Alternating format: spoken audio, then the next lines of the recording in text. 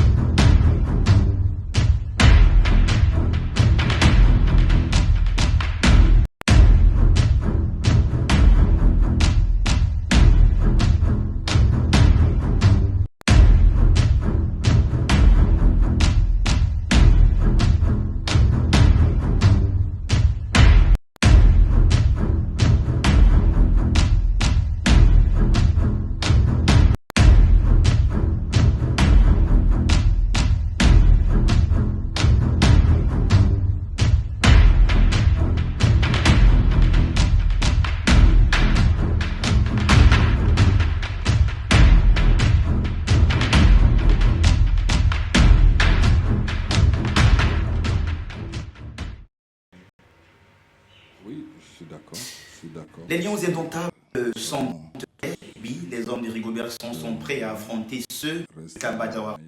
Vous avez vu cette image entre les deux hommes qui s'étaient d'abord en tant que joueurs. Ils sont vus dans les tiroirs, dans les couloirs du stade de Charles Kourani de Yamoussoukro. Il y a eu une très belle accolade entre les deux hommes. Et ce soir, donc, ils vont s'affronter en tant que sélectionneurs chacun de son pays. Mais les Lions indomptables, parlons-en. Hier, du côté de Yamoussoukro, le programme n'était pas assez chargé parce que la journée a commencé par la reconnaissance du terrain, de l'aire de jeu, bien entendu, du stade de Yamoussoukro, le stade de Charles Konan Bani. Rigobertson hommes sont arrivés à bord de leur bus, accompagnés du président de la Fédération camerounaise de football, Samuel Eto'o, qui lui aussi était donc là. Les joueurs sont allés sur la pelouse, ils l'ont bien visité.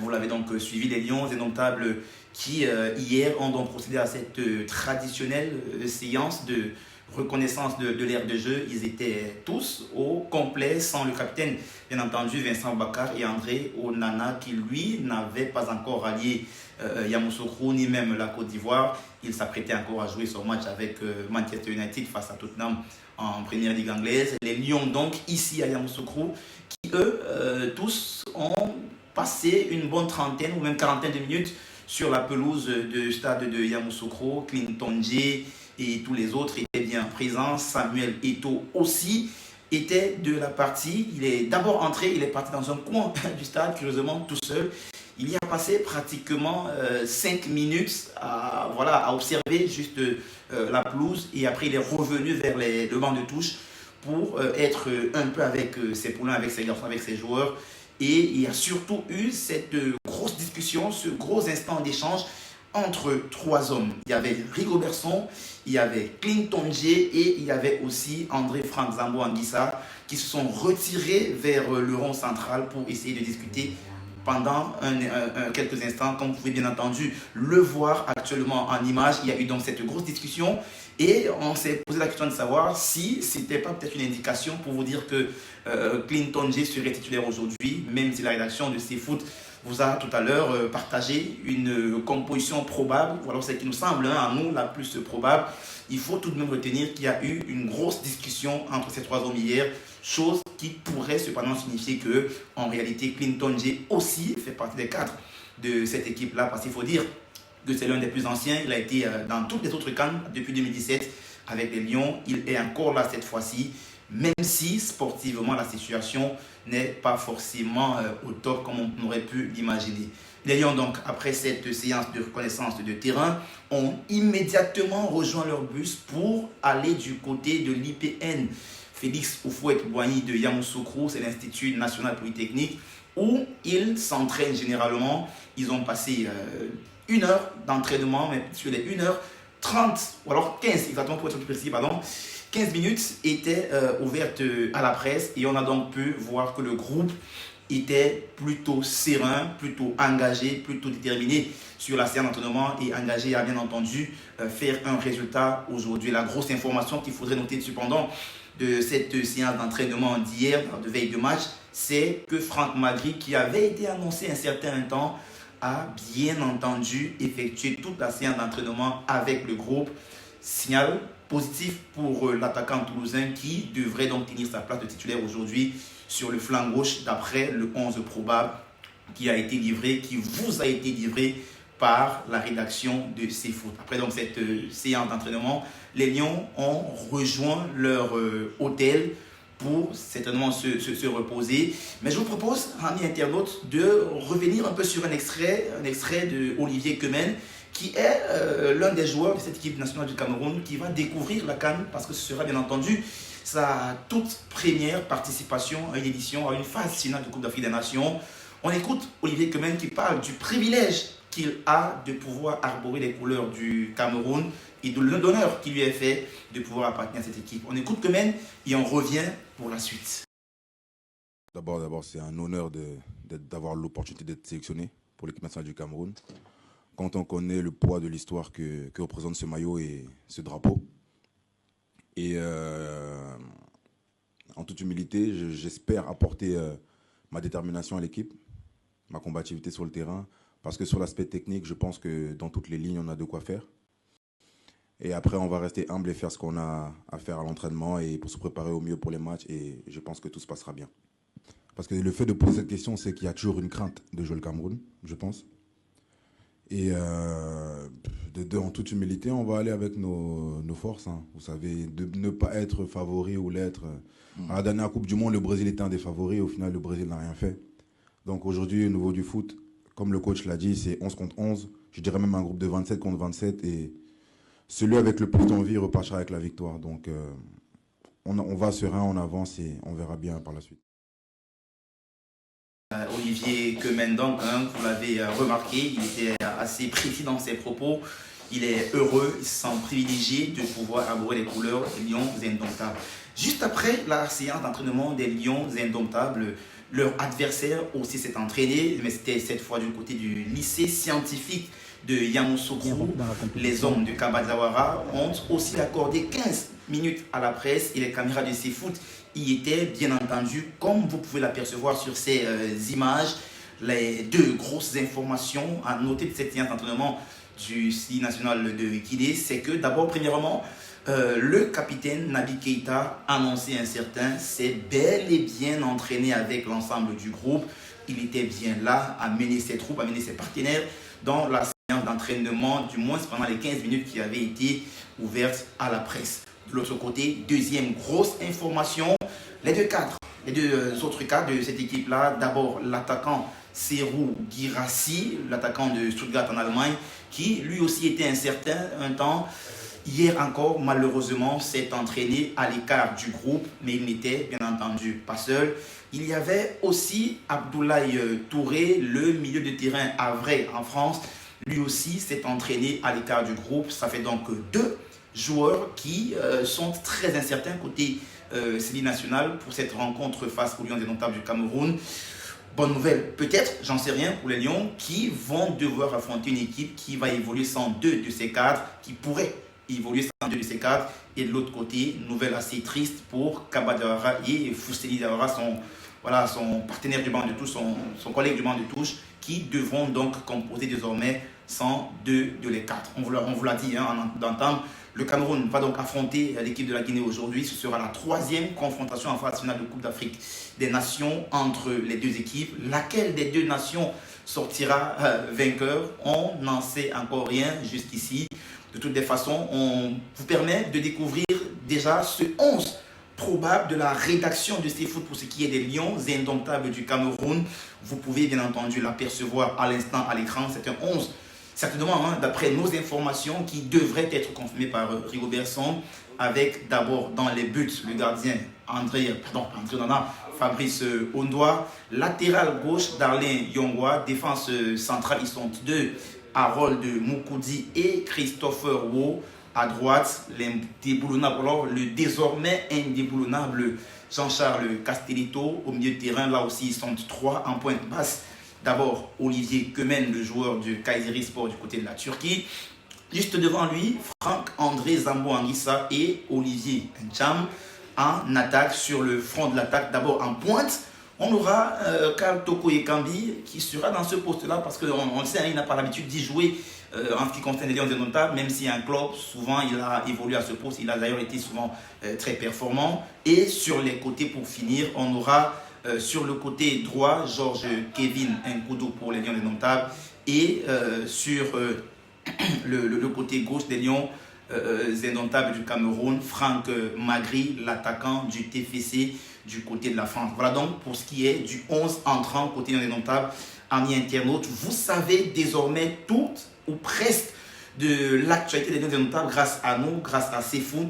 On se donne rendez-vous certainement demain, mais la grosse information à retenir pour ce début de matinée, c'est que André Onana est en ce moment même en route, en chemin pour la ville de Yamoussoukro.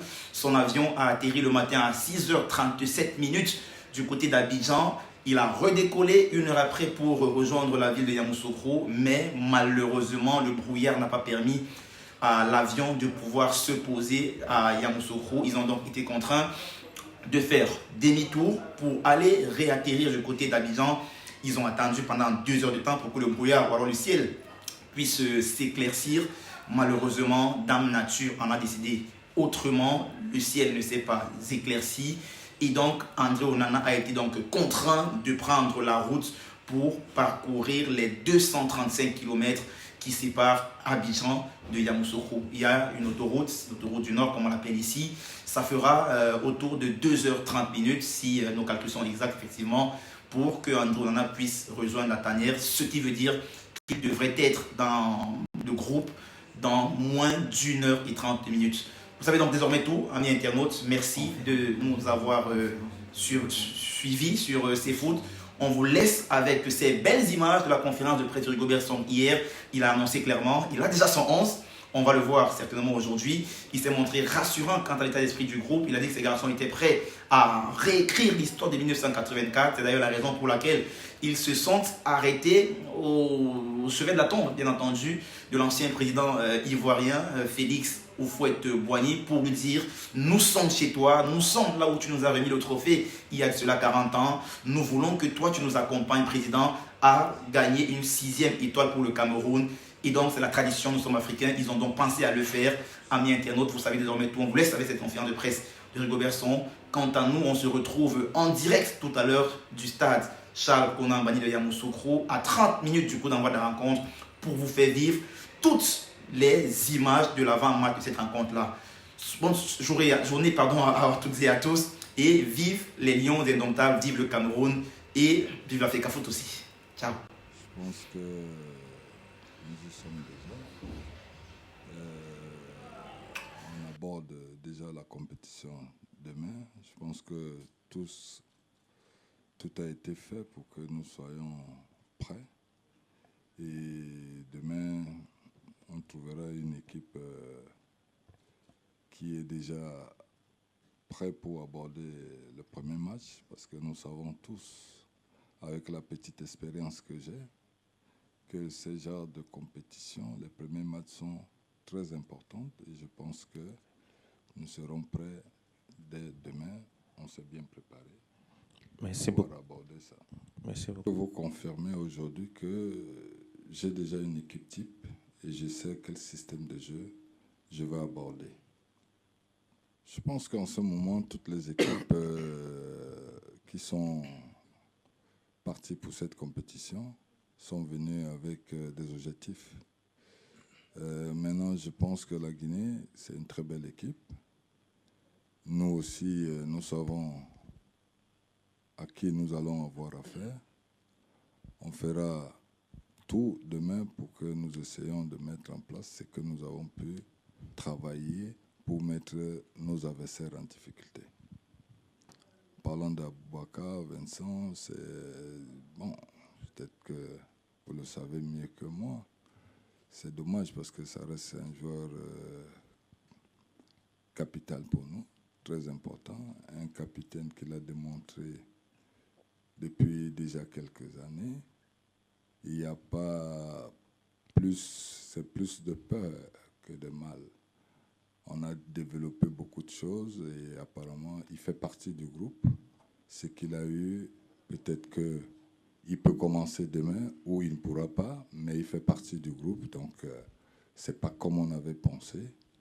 Et nous sommes fiers de ce résultat qui a été fait par les médecins. Je sais que c'est une très belle équipe. Très belle équipe. Quand on parle football, je pense qu'il y a des côtés positifs et des côtés négatifs. Mais je ne dirais pas ici les côtés négatifs de l'équipe AVES. Ce que je sais, c'est que si elle est là aujourd'hui, c'est qu'elle mérite et qu'elle a des qualités. Et bon, maintenant sur le terrain, nous on verra bien ce qu'il faudra faire pour que nous essayions de pouvoir nous mettre dans les bonnes conditions. C'est vrai qu'il y a une histoire. Il y a une histoire entre le Cameroun et la Côte d'Ivoire. Nous avons été champions en 84 et on a été, ce trophée nous a été remis par le chef de l'État. Et bon, après je pense que dans la tradition, il faudrait que nous revenions, parce qu'on n'oublie pas l'histoire. on sait où on va, mais on ne sait pas où on va s'arrêter. Donc, il fallait faire un saut là-bas pour que nous puissions reconduire l'histoire qui doit être dans la continuité. C'est pour ça, je pense, avec beaucoup de modestie, puisque nous sommes une famille. Alors, quand on va chez les aînés, on toque d'abord la porte pour qu'on soit bien reçu. Et c'est ce qu'on a fait, parce que les liens, vous le savez mieux que moi, que nous avons entre la Côte d'Ivoire